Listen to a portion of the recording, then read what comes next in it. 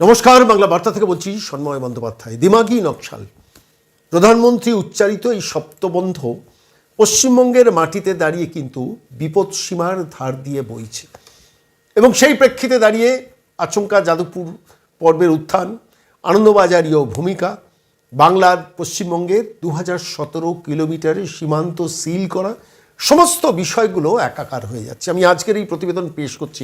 অত্যন্ত গুরুত্বপূর্ণ একটা ভিডিও রাজ্যের মুখ্যমন্ত্রী যাদবপুর বিশ্ববিদ্যালয়ের ভেতর থেকে নবান্নে পৌঁছানো সেই ভিডিওটা সংবাদ মাধ্যমে সম্প্রতি গতকালই রিলিজ করেছেন। এই ভিডিও দেখার পর আমার খালি বারবার মনে হচ্ছিল বাংলার সো কল্ড সিউডো ইন্টেলেকচুয়াল আনন্দবাজারের ভূমিকা কি থাকতে পারে। তারা কি জানতো না যে যে ভিডিও সরাসরি এসে পৌঁছেছে নবান্নে, আনন্দবাজার জানতেন না? এ রাজ্যের তথাকথিত চিন্তাশীল প্রগতিশীল মানুষ যারা যাদবপুর নিয়ে মিছিল মিটিং করতে ভালোবাসেন, তারা কি এই ভিডিওর সঙ্গে পরিচিত ছিলেন না? কিষেনজি লং লিভ, কাশ্মীর মাঙ্গে আজাদি এবং অত্যন্ত কুৎসিত ভাষায় যাদবপুরের অলিতে গলিতে, যাদবপুরের বিভিন্ন বিশ্ববিদ্যালয়ের বিভিন্ন আর্টস ফ্যাকাল্টির বিভিন্ন বিল্ডিংয়ের আশেপাশে যে লেখাগুলো ছিল, সেই লেখাগুলোর সঙ্গে কি তারা পরিচিত ছিলেন না? আমি আজকের প্রতিবেদন পেশ করতে গিয়ে আমি প্রথমেই সেই ভিডিওটা আপনাদের একটু দেখাবো।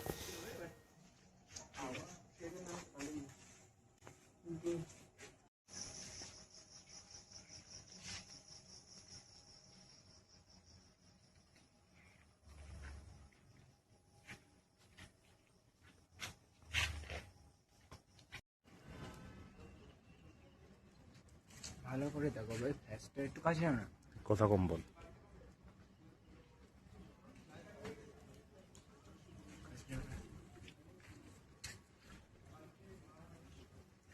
না তার মাও না,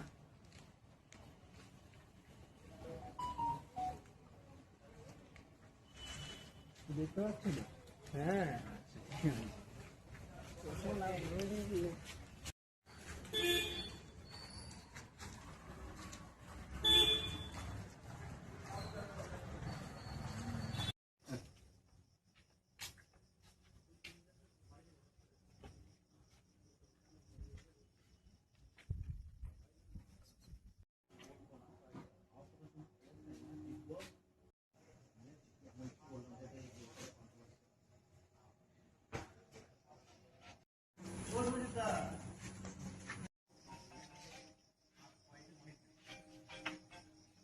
ভিতরে আছে, ক্যাম্পাসের ভিতরে আছে।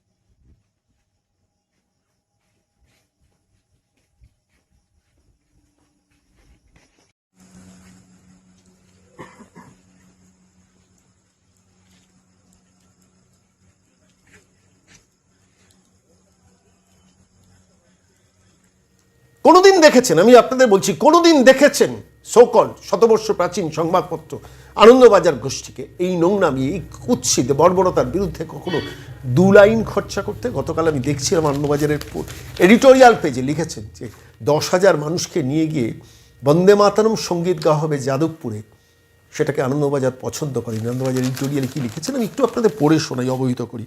মুখ্যমন্ত্রীর ঘোষণা, রাখি পূর্ণিমার দিন যাদবপুরে গিয়ে 10,000 কণ্ঠে বন্দে মাতরম গাওয়া হবে। বোঝা গেল না কোন বিশ্ববিদ্যালয়ে কী গান কারা গাইবে তা ঠিক করা কি সরকারের কাজ? আরে যে সম্পাদকীয় নিবন্ধে এটি লেখা হচ্ছে, সম্পাদকীয় লেখা হচ্ছে, সেই সম্পাদকীয় মাথায় শব্দবন্ধ লেখা রয়েছে বন্দে মাতরম। এই রাজ্য সরকার, এই রাজ্যের মুখ্যমন্ত্রী যখন ঘোষণা করেছেন যে রাখি পূর্ণিমার দিন যাদবপুরে গিয়ে 10,000 মানুষ একসঙ্গে সমবেতভাবে বন্দে মাতরম গাইবেন, সেটা নিয়েও গালি খরচা করে কয়েকশো শব্দের এডিটোরিয়াল লিখতে হচ্ছে আনন্দবাজারকে। এখানেই বিপদসীমার ওপর দিয়ে বইছে বাংলার দিমাগি নকশাল কনসেপ্ট। আমি কেন এই কথাটা বলছি? আপনারা জানেন যে পশ্চিমবঙ্গের মাটিতে যে পরিবর্তনের সরকার 4 মে হয়েছে, সেটা আনন্দবাজার গোষ্ঠীর নাপসন্দ হতেই পারে, এ রাজ্যের সোকল্ড প্রগতিশীলদের নাপসন্দ হতেই পারে। এ রাজ্যে তথাকথিত বেশ কিছু বামপন্থী, উগ্র বামপন্থী চিন্তাশীল মানুষের তাদের না পছন্দ হতেই পারে। একটা গণতান্ত্রিক ব্যবস্থায় সবার সব কিছু পছন্দ হবে কী করে হয়? 34 বছরের বাম সরকার ছিল, বেশ ছিল তাদের কাছে। 15 বছরের তৃণমূল সরকার ছিল, বেশ ছিল তাদের কাছে। 49 বছর ধরে পশ্চিমবঙ্গের মাটিতে কখনো সিপিএম কখনো তৃণমূল থেকেছে, এদের কোনো অসুবিধা হয়নি। যাদবপুর বিশ্ববিদ্যালয়ের ভেতরে এই কুৎসিত দেওয়াল লিখন করতে তাদের কোনো অসুবিধা হয়নি। আনন্দবাজার এটা নিয়ে এডিটোরিয়াল, পোস্ট এডিটোরিয়াল কখনো লেখেনি। যাদবপুরের সোকল্ড ইন্টেলেকচুয়াল মানুষ, যারা শিক্ষিত এলিটিস্ট গ্রুপ বলে নিজেদের মনে করেন, অধ্যাপক, শিক্ষাবিদ, শিক্ষিত মানুষ, তারা কখনো এই শব্দবন্ধ যেগুলো দেখালাম আপনাদের, যে ভিডিওটা দেখালাম, সে নিয়ে কোনো দিন এক লাইন প্রতিবাদপত্র লেখেননি। যাদবপুর বিশ্ববিদ্যালয়ের কাছে এদের বহিষ্কারের দাবি তোলেননি এবং কখনো কোনো টক শোতে এই বিষয় নিয়ে কথা বলেনি। কারণ তারা মনে করেছেন এটাই সংস্কৃতি, এটাই চিন্তাশীল মানুষের চিন্তা, চেতনা, মনন, এবং এটাই যথার্থ। এখানেই পশ্চিমবঙ্গের বিপদ। আমি বলছি কেন বিপদটা বলছি জানেন? একে পশ্চিমবঙ্গ হচ্ছে একটি সীমান্তবর্তী রাজ্য। দীর্ঘদিন ধরে উন্মুক্ত সীমান্ত রেখে মমতা বন্দ্যোপাধ্যায় দীর্ঘদিন ধরে চেষ্টা করেছিলেন এই পশ্চিমবঙ্গকে একটা অশান্ত পরিস্থিতির মধ্যে রাখা। আইএসআই জঙ্গিরা ঢুকবেন বাংলাদেশ সীমান্ত দিয়ে, জামাতরা ঢুকবেন, আনসারুল্লাহ বাংলা ঢুকবেন, বাংলাদেশের টেররিস্টরা ঢুকবেন। 4 ঘন্টায় কলকাতা দখল করার মতো একটা পরিবেশ, কথা বলার স্পর্ধা সকল টেররিস্টদের দেওয়া হবে, সেটা এই বাংলার তথাকথিত প্রগতিশীল চিন্তার সঙ্গে ম্যাচ করে যায়। এখানেই বিপদ, এখানেই ভয়, এখানেই যন্ত্রণা।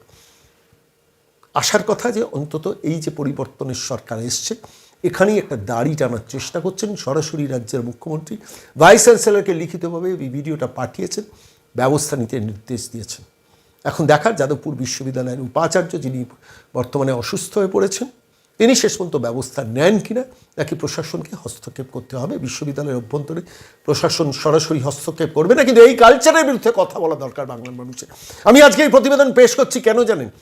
ককরোচ আন্দোলনকে কেন্দ্র করে এই রাজ্যের সর্বাধিক প্রচারিত দৈনিকটির প্রথম পাতার ভূমিকা মনে আছে আপনাদের? এই পশ্চিমবঙ্গের মাটিতে যখন স্পেশাল এসআইআর হচ্ছে, ঠিক সেই সময় আপনাদের মনে আছে কী ভূমিকা পালন করেছিল এই রাজ্যের সংবাদ মাধ্যম, সকল সর্বাধিক প্রচারিত দৈনিক এসআইআরের সময়? প্রতিদিন শ্মশানঘাট থেকে মৃত্যু খুঁজে সেই মৃত্যুকে এসআইআরের সঙ্গে দাগিয়ে দেওয়াটা এ রাজ্যের তথাকথিত এগিয়ে থাকা সংবাদপত্রের একটা ছিল, এজেন্ডা ছিল। আপনারা যদি খেয়াল করে দেখেন, তীব্র এসআইআর বিরোধিতা, এবং সেই এসআইআর বিরোধিতার পেছনের কারণটা ছিল যে বাংলাদেশের ইনফিলট্রেশন নিয়ে আমি কথা বলবো না, বর্ডার সিকিউরিটি ফোর্স সেটাকে প্রতিহত করতে যখন যাবে, তখন বর্ডার সিকিউরিটি ফোর্সের এরিয়া ডমিনেশন যখন 50 কিলোমিটার মতো সংবিধান সংশোধন করে বা এতে অর্ডিন্যান্স এনে লোকসভায় বিল পাস করানো হলো, তখন সেটা বিরোধিতা করার জন্য অপর্ণা সেন প্রেস ক্লাবে প্রেস ব্রিফিং দেবেন, আবার সেটাকে এক্সপোজার দেবে সর্বাধিক প্রচারিত দৈনিক। এই ইকোসিস্টেমের মধ্যে পশ্চিমবঙ্গকে ফেলে দেওয়া হয়েছে দীর্ঘদিন ধরে। বেশ চলছিল। কলকাতার মধ্যে পশ্চিমবঙ্গের মধ্যে একটা মিনি পাকিস্তান।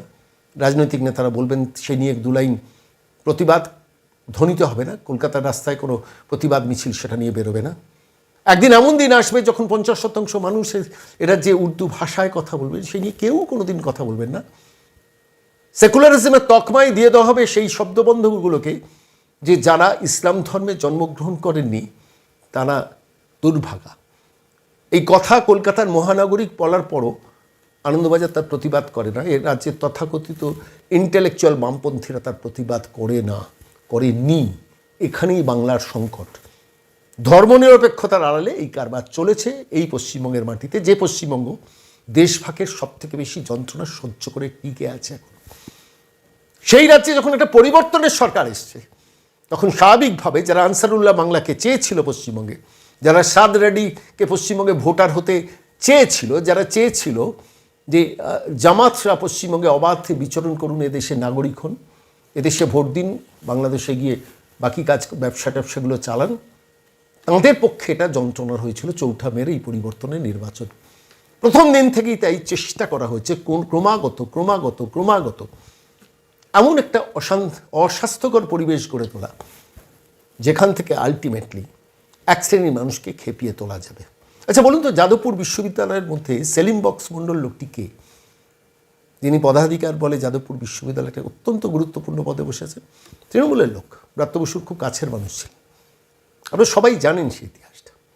সেই যাদবপুর বিশ্ববিদ্যালয়ের ভেতরে এ রাজ্যের তথাকথিত তৃণমূলীরা ঢুকে বসে আছেন, এক্সট্রিম লেফটরা ঢুকে বসে আছেন, ইয়াজাদি ঝুটা হয়ে যারা বলেন তারা ঢুকে বসে আছেন, এবং তাদের বাইরে থেকে সাপোর্ট দিচ্ছেন সর্বাধিক প্রচারিত এ রাজ্যের দৈনিক, এবং সেখানে যারা লিখছেন, এডিটোরিয়াল লিখছেন, পোস্ট এডিটোরিয়াল লিখছেন তারা।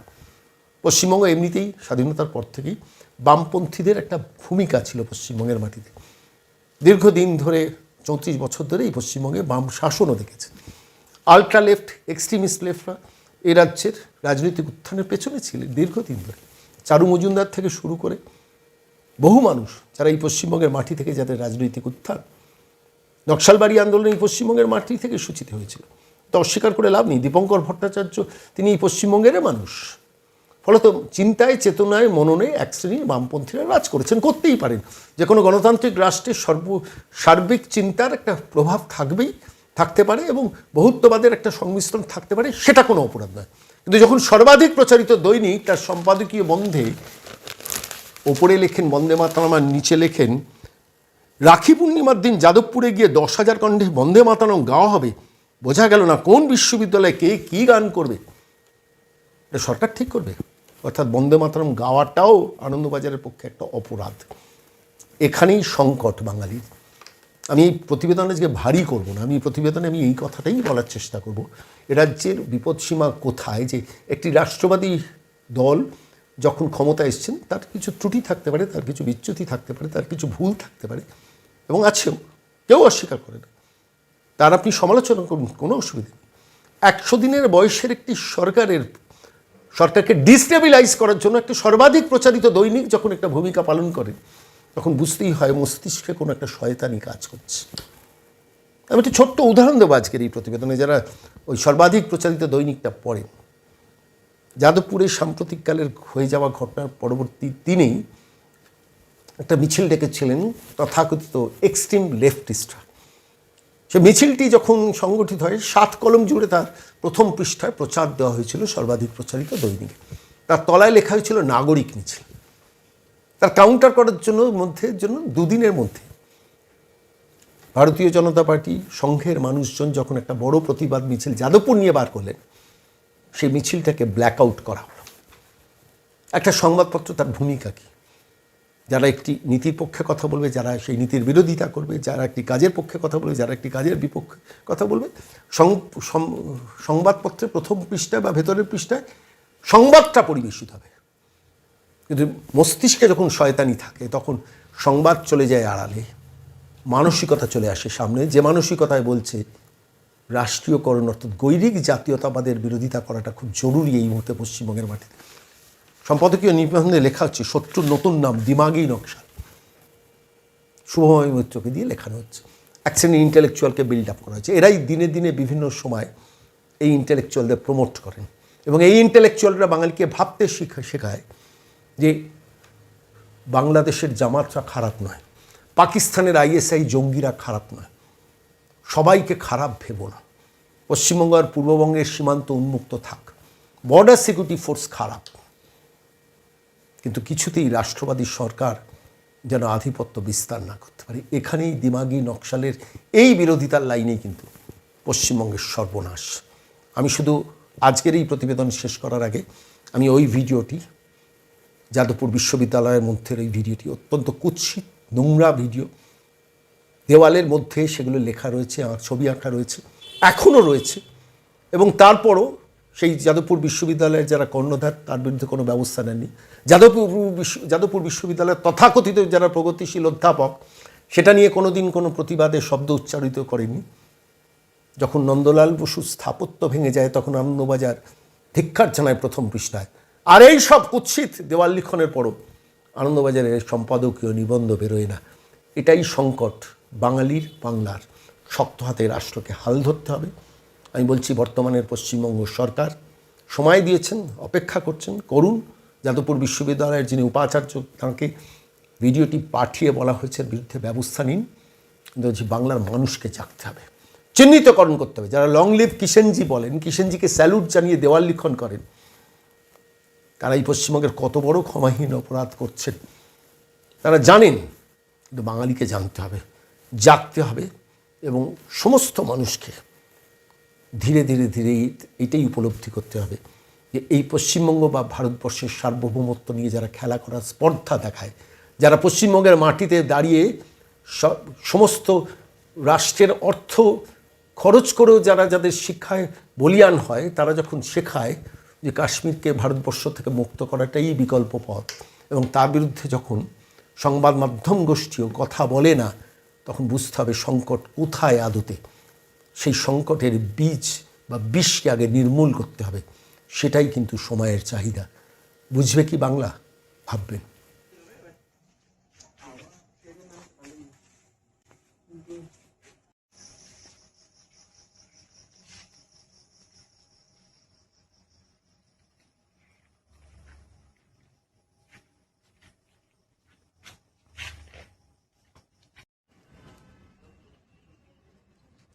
ভালো করে দেখো ভাই, ফ্ল্যাশটা একটু কাছে না।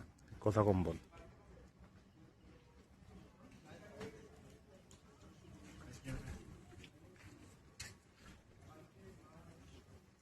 না গা মারো না।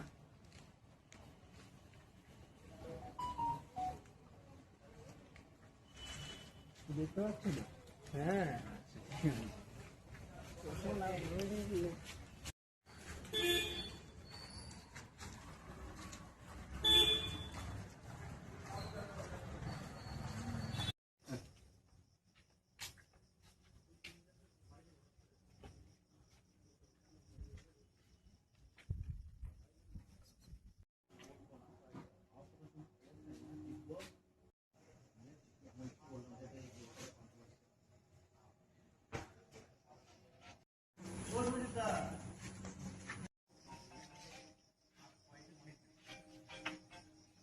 ভিতরে আছে, ক্যাম্পাসের ভিতরে আছে।